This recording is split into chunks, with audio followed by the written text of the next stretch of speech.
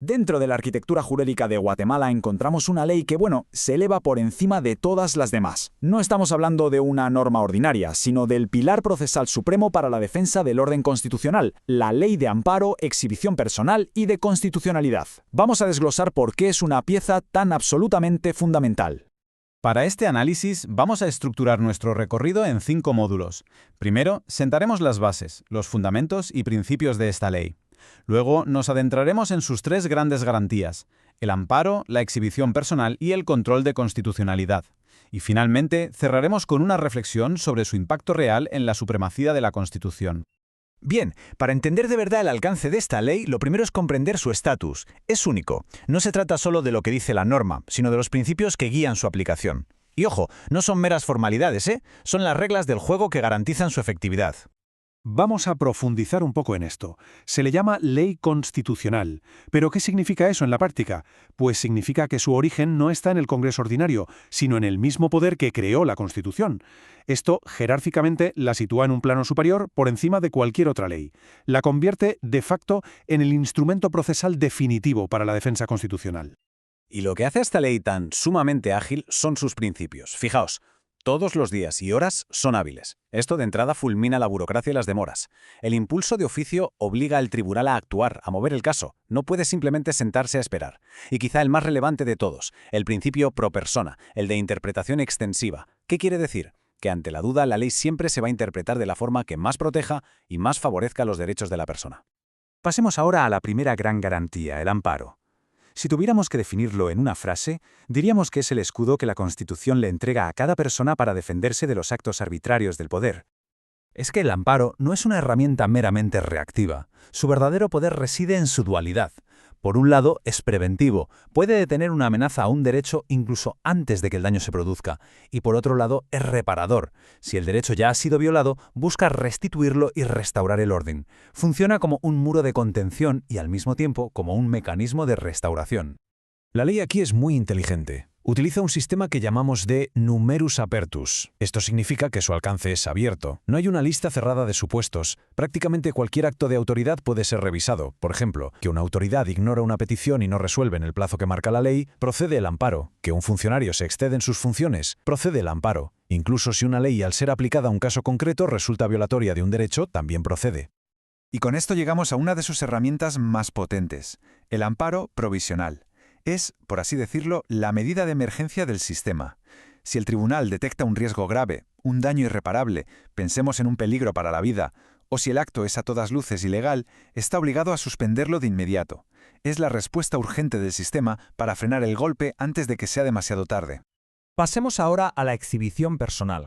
A nivel internacional se la conoce como habeas corpus y es probablemente la garantía más antigua y esencial de todas. Su propósito es uno, y es muy claro: proteger lo más básico que tenemos, la libertad y la integridad física de una persona.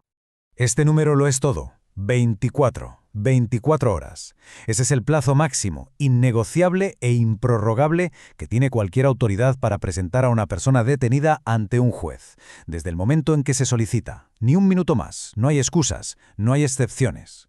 Y su protección es amplísima. No se limita únicamente a una detención que sea ilegal. Abarca cualquier tipo de coacción a la libertad e incluso los malos tratos o vejámenes, aunque la detención en sí misma sea legal. Lo que se busca es proteger la dignidad de la persona en absolutamente cualquier circunstancia. Pero la ley va un paso más allá. Contempla el escenario más grave y desolador de todos: la desaparición forzada. ¿Cómo responde el sistema de justicia ante algo tan extremo? Bueno, pues la respuesta de la ley es de una contundencia total. En un caso de desaparición, el juez no solo tiene la orden de buscar personalmente a la víctima, sino que, como establece este artículo, el caso no se puede cerrar. Jamás. No se archiva, no se abandona. Permanece abierto hasta que la persona sea localizada. Esto impone al Estado una obligación de búsqueda a perpetuidad.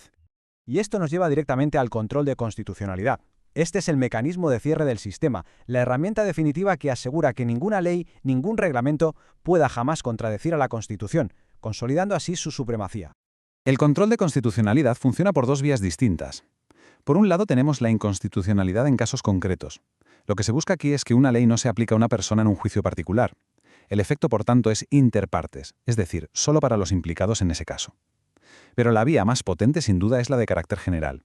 Aquí lo que se pide es anular la ley por completo, para todo el mundo. Y si se consigue, el efecto es erga omnes. La ley sencillamente desaparece del ordenamiento jurídico, es derogada. Y con esto llegamos a la conclusión. Al final, ¿qué es lo que le da a esta ley una fuerza real, una fuerza tangible? Su poder coercitivo, su capacidad de hacerse cumplir. Si tuviéramos que resumirlo, diríamos que esta ley es el puente entre la teoría constitucional y la realidad cotidiana. Transforma los derechos que están escritos en la Constitución en algo exigible, en algo tangible.